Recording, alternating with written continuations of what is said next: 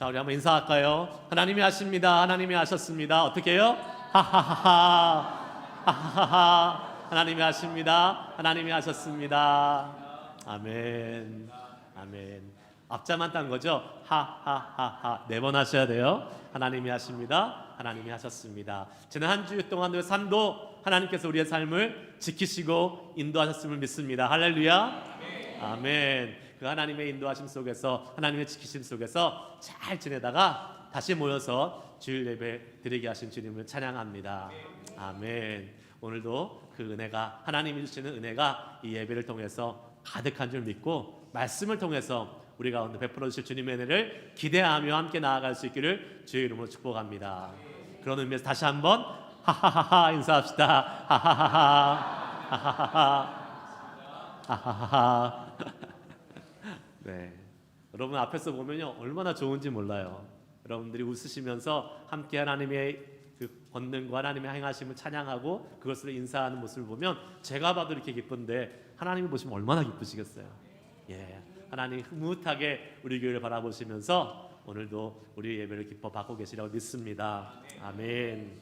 오늘 말씀의 제목 한번 따라해 봅시다. 받은 복을 나눕시다. 받은 복을 나눕시다. 신명기 15장 말씀, 우리가 함께 이 말씀을 통해서 은혜를 누리고자 합니다. 2020년도 벌써 한 5년 전에 있었던 일인데요. 2020년도 하면 뭐가 생각나십니까? 코비드가 막 시작되었던 그때 5월 달에 있었던 사건입니다. 당시 코로나가 막 번지기 시작했어요. 그래서 국가적으로 전 세계적으로 마스크를 착용하기 시작했습니다. 지금도 이제 감기 때문에 마스크 착용하신 분들이 뭐 몇 분 계신데 그 당시는 뭐 모두가 다 마스크를 착용할 것을 명령했죠. 권고가 아니라 행정 명령으로 나왔었죠. 그런데 그렇게 그때 3월 달부터 아마 막 퍼지기 시작하면서 5월 달이 있었던 사건인데 미시간주의 한 상점에서 한 경비원이 손님에게 총을 맞고 죽는 사건이 벌어졌습니다. 마스크 때문에 벌어진 사건이었어요. 당시 코로나로 인해서 모든 미국에 있는 그러한 상점이나 공공장소에서는 마스크를 써야 된다라는 명령이 내려졌는데 사실 우리가 잘 알지만 그 당시만 해도 미국 사람들 마스크 쓰는 거에 대해서 상당한 거부감을 가지고 있었습니다. 무슨 병자들이나 마스크를 쓰는 거라고 생각을 했었죠. 그래가지고 마스크를 예방 차원이 아니라 마스크 쓰면 나는 환자야, 나는 병자야라는 그 인식 때문에 그거를 잘 안 쓰려고 했었습니다. 그런데 이제 그 행정 명령이 떨어지니까 모두 다 마스크를 써야 되는 상황이 되었고 한 상점을 지키고 있던 경비원이 마스크를 쓰지 않고 상점에 들어오는 그 여인을 향해서 못 들어오게 당신 마스크 써야 들어올 수 있습니다 라고 이렇게 이야기하면서 그 여자 손님은 자기는 들어가야 된다라고 옥신각신 그렇게 실갱이가 벌어지고 말다툼이 벌어졌습니다. 그래서 이 여자 손님은 들어가지 못하고 결국 집에 가게 됐어요. 그런데 집에 들어간 후에 20분 뒤에 남편과 아들과 함께 매장을 다시 찾았습니다. 그리고 이 여인의 남편이 경비원에게 항의하기 시작했습니다. 왜 못 들어가게 하느냐? 왜 내 아내에게 무례하게 했느냐라고 하면서 소동을 부렸고 그 옆에 있던 아들이 거기에 막 흥분이 되어서 결국에는 자기가 소지하고 있던 총을 뽑아서 경비원을 쏴서 사망하게 한 사건이 발생했습니다. 그 경비원은 안타깝게도 병원으로 이송됐지만 결국은 사망하고 말았어요. 여러분, 이런 사건들이 우리 주변에서 총으로 인해서 죽어가는 사건들이 참 많이 벌어지는 이 나라가 바로 미국입니다. 미국이 참 무서운 나라고요. 살벌한 나라잖아요. 얼마 전에도 미네소타에서 아이스 요원이 미국 시민 총으로 쏴서 죽였잖아요. 이렇게 차로 이렇게 가는데. 여러분, 아까 그 말씀드린 그 경비원은 나라의 지침 그리고 그 주의 지침에 따라서 행정 명령에 따라서 고객에게 마스크 쓸 것을 요구한 것뿐이었습니다. 불법을 저지른 것도 아니고 나쁜 일을 한 것도 아닌데 그냥 총에 맞아서 죽었습니다. 어처구니 없는 일이지요. 예, 자기의 책임을 감당하고 있었는데 아무 잘못 없이 총을 맞을 수 있는 나라, 그 나라가 어디예요? 지금 미국입니다. 우리가 살고 있는 나라예요. 우리가 살고 있는 미국이 그런 나라입니다. 그럼에도 지난 한 주간 동안 총 맞지 않고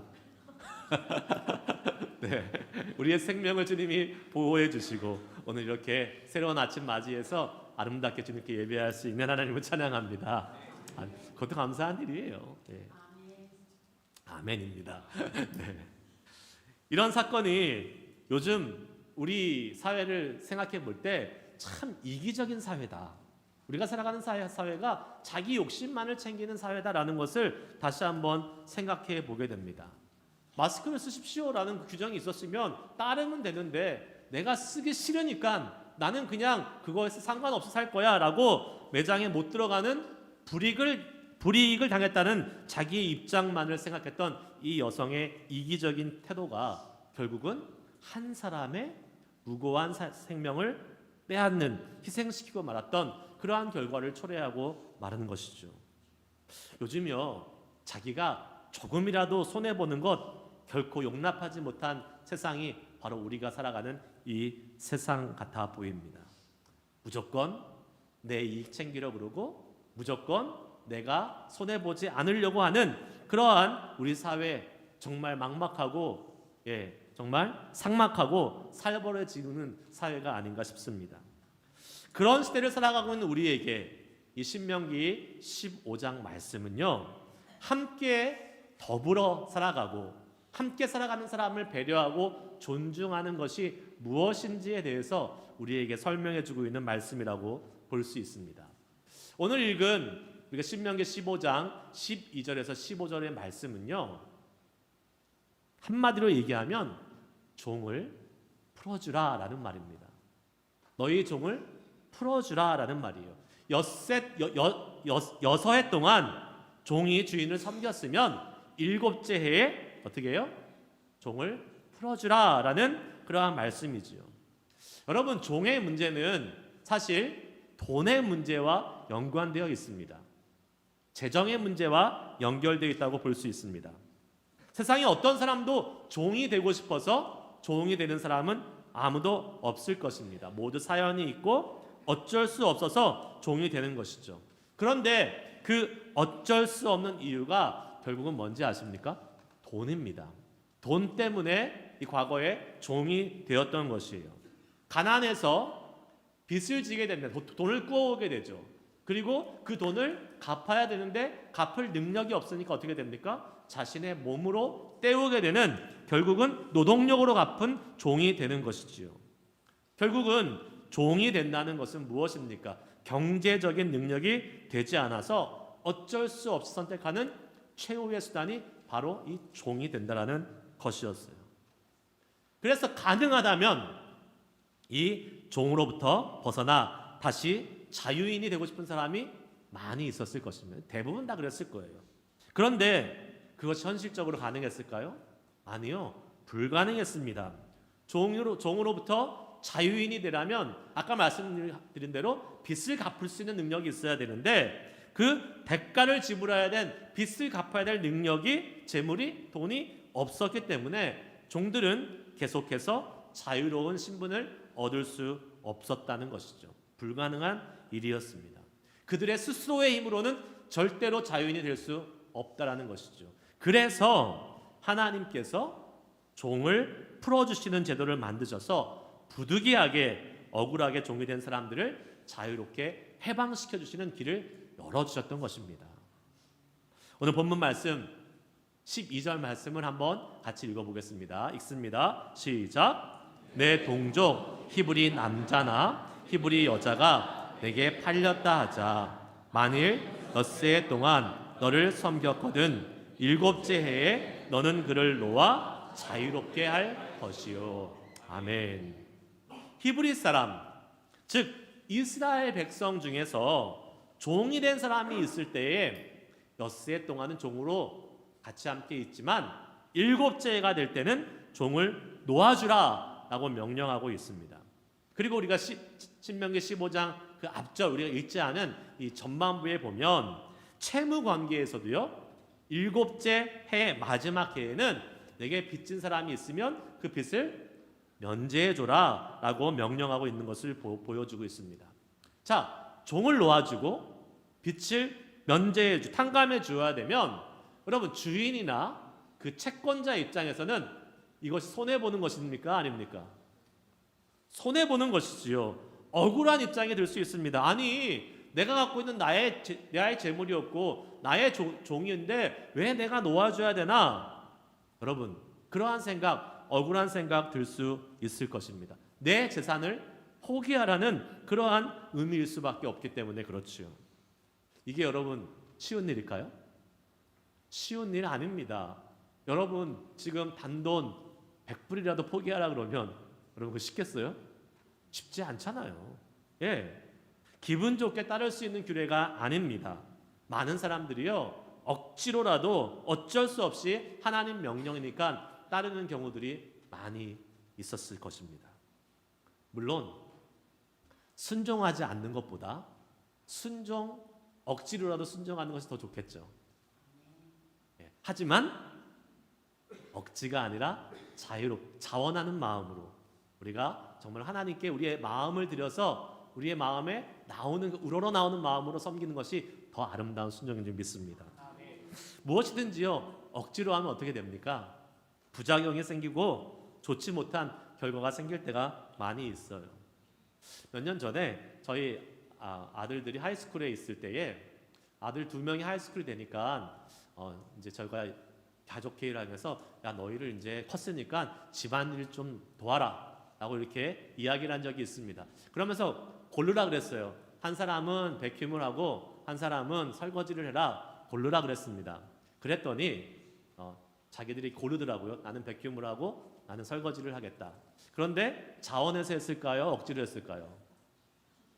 억지로 했습니다. 억지로. 여러분 자식들 모르세요? 자원하는 마음으로 도와주는 아이들은 없잖아요. 억지로 했어요. 특별히 설거지 한다고 하는 이 아들이 더 억지로 했어요. 누군지는 제가 프라이버시 때문에 말씀을 안 드리겠습니다. 네. 그런데 이 억지로 하니까 어떤 일이 생기는지 아세요? 이제 설거지가 하는 날이 다가왔어요. 매일도 아니에요. 이틀에 한 번만 설거지 해라 라고 이야기를 했습니다. 그런데 그 이틀에 한 번도 꼭 이야기해야지 하고 이야기 안 하면 넘어가려고 그러고 그래서 밥 먹기 전에 너 오늘 설거지하는 턴이야 라고 얘기하면 그 친구가 어떻게 하냐면요 밥을 빨리 먹어요. 아주 빨리 먹어요. 그리고 제일 먼저 먹은 다음에 싱크대 앞에 딱 서서 자기 그릇을 막 씻습니다. 그리고 설거지 다 했습니다 하고 가는 거예요. 설거지가 별로 없네? 라고 하면서 가는 거예요. 나머지 밥 먹고 있는 사람들은 어떻게 돼요? 그 밥 먹고 나면 그 설거지를 저나 아내가 다시 또 해야 되는 것입니다. 여러분 억지로 한다는 것은 이런 모습이에요. 예. 하나님의 말씀을 지키는 것도 마찬가지인 것 같습니다. 억지로 하면 기쁨도 없고요. 그냥 해치우는 거예요. 그러나 여러분 말씀 중에서 내가 자원하는 마음으로 할 수 없는 그런 말씀도 있잖아요. 그때는 순종하지 않는 것보다 그래도 억지로라도 하는 게 나을까요? 안 나을까요? 낫습니다. 해야 돼요. 특별히 내가 금전적으로 손해보는 것과 같이 느껴지는 그러한 것을 할 때 자원하는 마음으로 하기가 참 어렵습니다. 그럴 때 하나님의 말씀이니 지키지 않을 수 없어서 울며 겨자 먹기식으로 어쩔 수 없어 하는 사람들이 계시지요. 그래도 괜찮습니다. 말씀에 순종해 보십시오. 나중에는 하나님이 자원한 마음으로 그 일을 행할 수 있는 힘과 마음과 능력을 줄 줄 믿습니다. 자, 그렇게 종을 풀어주라는 것도 사실 그렇게 썩 내키면서 자원하는 마음으로 할 수 있는 내용은 아니었습니다. 그러나 하나님께서 이스라엘이 반드시 그렇게 해야 될 이유를 오늘 말씀을 통해서 우리에게 알려주십니다. 그 첫 번째 이유가 무엇일까요? 우리 한번 따라해 봅시다. 우리에게는 나눠줄 복이 있습니다. 네, 우리에게는 나눠줄 복이 있어요. 자, 13절과 14절 말씀 한번 읽어보겠습니다. 시작. 할 때에는 빈손으로 가게 하지 말고 내 양 무리 중에서와 타작 마당에서와 포도주 틀에서 그에게 후히 줄지니 곧 내 하나님 여호와께서 내게 복을 주신 대로 그에게 줄지니라. 아멘. 여러분, 이 구절에 의하면 종을 풀어주는 것도 사실은 아까운데 그 종이 풀어질 때 어떻게 해요? 빈손으로 가게 하지 말고 후히 주어서 풀어주라고 말씀하고 있는 것을 보게 되죠. 이 명령은 풀려나는 종에 대한 배려심을 잘 나타내고 있다는 것을 볼 수 있습니다. 생각해 보세요, 여러분. 몇 년간 6년 동안 일을 하다가 이제 종에서 풀려나서 자유인이 되었습니다. 자, 아무것도 없이 풀려나봤자 어떻게 될까요? 다시 빚을 지고 다시 종이 될 수밖에 없는 신세가 될 것입니다. 다시 종이 되는 악순환이 반복되는 것이지요. 그래서 하나님은 이 풀려나는 종에게 어떻게 해요? 가축과 곡식에 소출해서 그 종에게 얼마만큼의 분량을 주어 보낼 것을 말씀하고 있는데 어떻게 주라고요? 후히 주라고 말씀하고 있습니다. 짜게 주지 말고 인색하게 주지 말고 후히 줘서 보내라고 말씀하고 있습니다. 앞에서 말씀드린 대로 종은 주인의 소유였습니다. 아무 조건 없이 종을 풀어주는 것, 내 소유를 포기하는 손해인데 그 종에게 앞으로 살아갈 재물을 더 후히 많이 줘서 보내라는 것은요, 주인으로서 참 순종하기 쉽지 않은 명령임에 분명할 것입니다. 그런데 그렇게 할 수 있는 이유가 있습니다. 무엇일까요? 바로 주인은 하나님의 복을 받은 사람이기 때문에 그렇습니다. 할렐루야. 뭐라고 말해요? 14절에 후히 줄지니 곧 내 하나님 여호와께서 내게 복을 주신 대로 그에게 줄지니라. 아멘. 하나님이 이미 그 주인에게는 복을 주셨다라는 거예요. 어떤 복이 있습니까? 종을 소유할 수 있는 복이 있었죠. 곡식을 거둘 수 있는 복이 있었죠. 그 복이 있었기 때문에 그 복을 받은 복을요 후히 주면서 보낼 수 있는 은혜가 주인에게는 이미 있었다라는 사실입니다. 아멘이시죠? 예. 여러분, 함께 종을 데리고 있을 수 있었다는 것, 빚을 탕감해주고 종을 풀어줄 수 있다는 것, 이 모든 것이 이미 그 주인은 복을 받은 사람인 것을 의미하고 있지요. 누군가에게 무엇을 줄 때 여러분, 우리의 소유가 없어진다고 생각하지 마시기 바랍니다. 우리가 알아야 될 것이 무엇입니까? 우리가 이미 많은 것을 가졌기 때문에 우리가 줄 수 있다는 거예요. 그리고 성경은 그것을 뭐라고 얘기해요? 하나님이 주신 복이다 라고 말씀하고 있습니다. 사도행전 20장 35절 말씀에 이런 말씀이 있죠. 한번 읽어볼까요? 시작. 주 예수께서 친히 말씀하신 바 주는 것이 받는 것보다 복이 있다 하심을 기억하며 할지니라. 아멘. 주는 것이 받는 것보다 뭐하다고요? 복이 있다 하심을 기억해야 할지니라.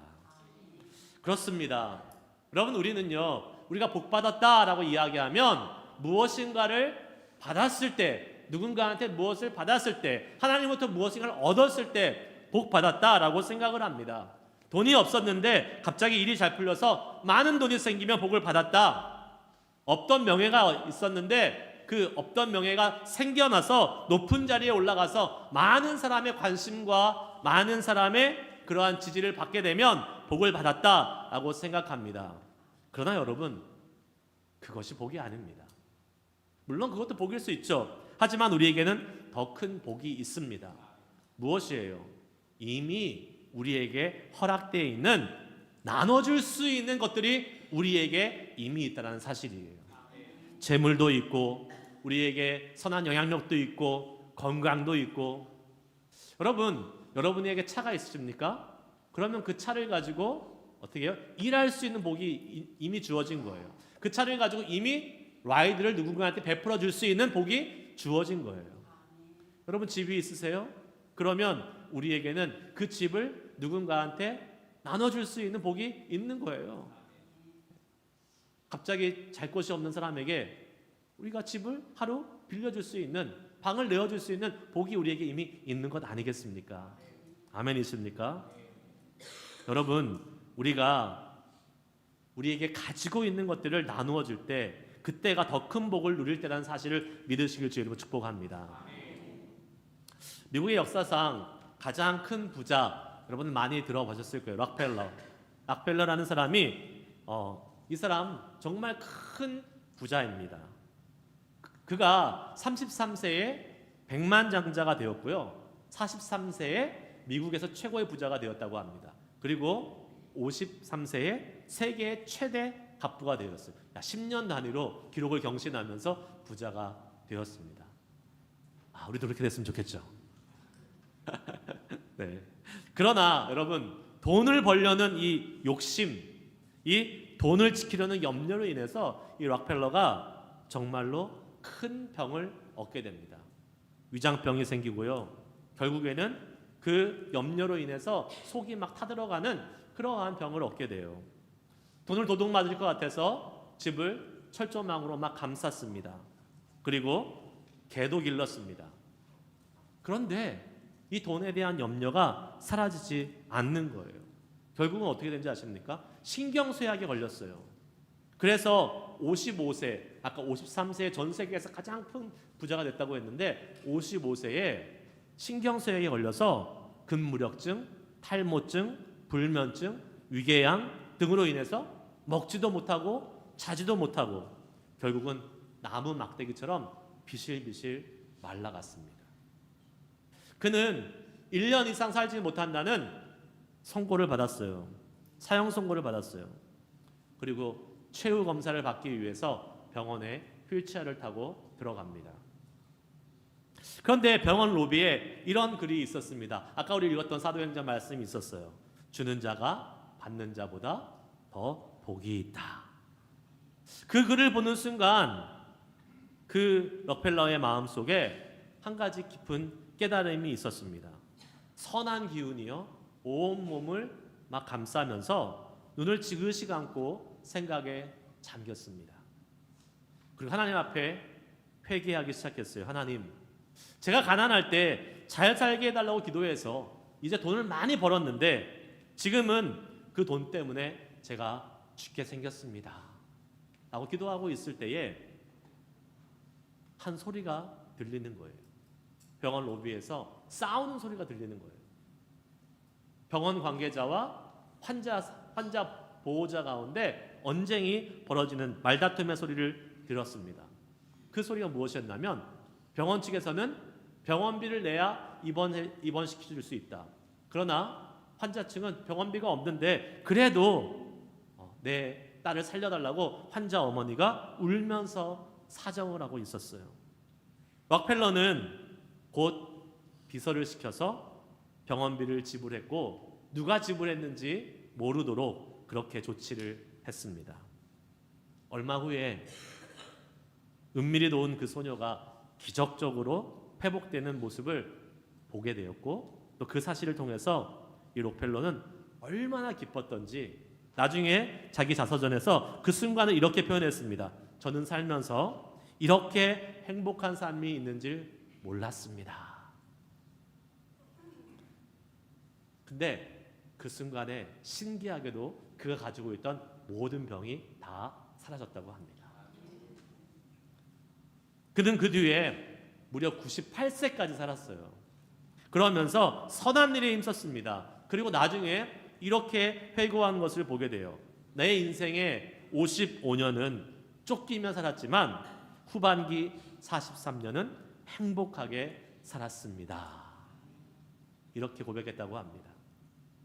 여러분, 주는 것이 받는 것보다 더 복 있는 것입니다.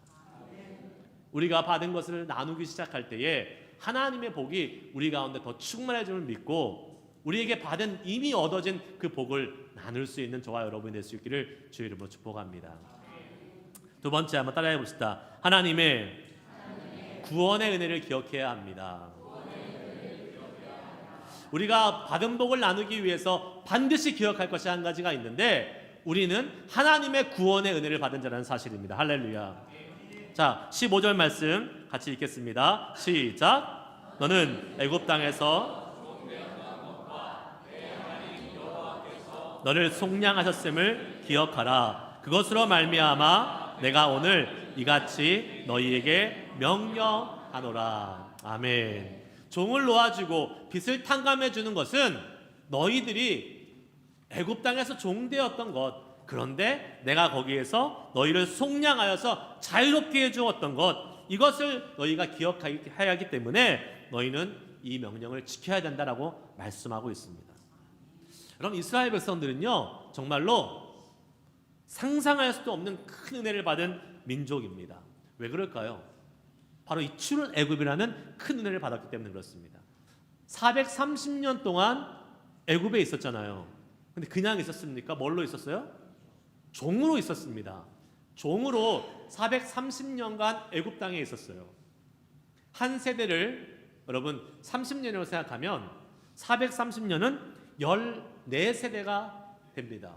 14세대 동안, 14세대 동안 그 긴 시간 동안 여러분 종으로 살았던 거예요. 우리는 우리의 세대에 있는 우리 자신의 삶의 습관도 바꾸기 어렵잖아요. 그런데 14대에 걸쳐서 종으로 살았다면 그 종으로 살았던 그 모습이 바뀌는 것 쉬울까요? 어려울까요? 거의 불가능하다고 볼 수 있습니다. 이스라엘이 자유인이 된다는 것은 불가능한 일입니다. 그러나 이 불가능한 기적을 경험한 민족이 누구예요? 이스라엘입니다. 그 기적은 철저히 하나님의 구원의 역사로 이루어진 줄 믿습니다. 그렇기 때문에 이스라엘의 신앙적인 토대는 무엇이에요? 바로 이 출애굽 사건인 것입니다. 이 출애굽 사건을 기억하면서 하나님 말씀하십니다. 애굽에서는 모두가 뭐였다고요? 종이었다라고 말씀합니다. 너도 나도 모든 이스라엘이 다 종의 신분으로 살았습니다. 하나님의 구원하심이 없었다면 지금도 이스라엘은 종으로 살았을 거예요. 가나안 땅에서는요 누구든지 다 종이었습니다. 아니, 가나안 땅에서는 종도 있었고 주인도 있었죠. 그러나 출애굽하기 전에 애굽 땅에서는 모두가 다 종이었다라는 사실을 상기시켜 주시는 거예요.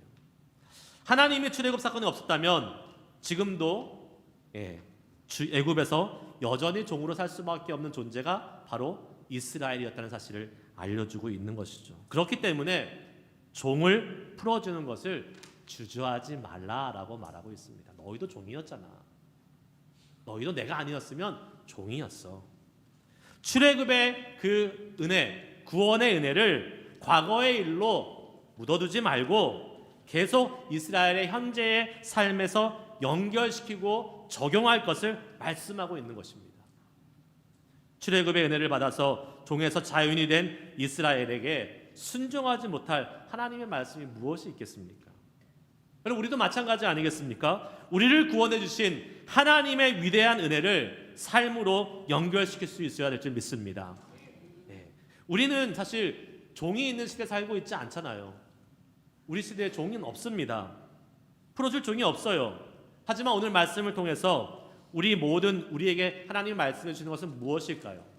모든 사람을 인격적으로 대하고 함부로 하지 말아야 함을 말씀해 주고 있는 것입니다. 특별히 약하고 가난한 사람들을 무시하거나 얕보지 않고 오히려 정성을 다해서 돕고 섬길 것을 하나님은 우리에게 말씀해 주고 계시는 것이에요. 왜 그래야 합니까? 라고 반문하는 사람이 있다면 그 사람은 아직 구원의 은혜가 무엇인지 정확하게 모르는 사람일 것입니다. 우리가 구원의 은혜를 알고 직접 경험했다면 하나님께서 말씀하시는 것은 무엇이든지 순종할 수밖에 없음을 믿으시길 바랍니다. 그리고 하나님의 말씀에 매일 순종함으로 구원의 감격을 더 새롭게 할 수 있음을 믿으시길 축복합니다. 내가 말씀대로 사는 것은요 구원받은 백성이기 때문이라는 것을 우리는 기억해야 될 것이에요. 말씀을 정리하겠습니다. 하나님은요 우리에게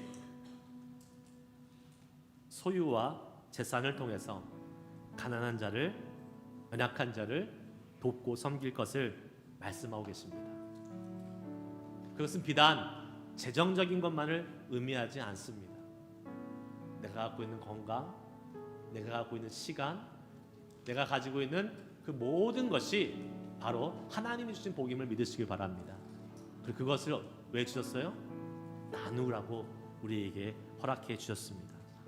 억지로 나누는 것이 아니라 자원하는 마음으로, 기쁨으로, 순종하며 나눌 수 있는 우리들이 될 수 있기를 축복합니다. 그러기 위해서 우리가 하나님의 복받은 사람임을 잊지 마시길 바라요.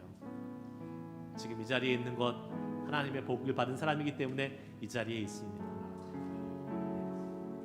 우리가 오늘 하루도 먹을 양식이 있고 잠잘 집이 있고 타고 다닐 차가 있다는 것, 하나님이 우리에게 주신 복임을 믿습니다. 또한 우리에게는요, 무엇과도 바꿀 수 없는 구원의 은혜가 우리의 모든 삶을 지배하고 우리의 모든 삶을 다스리고 있음을 믿으시길 바랍니다.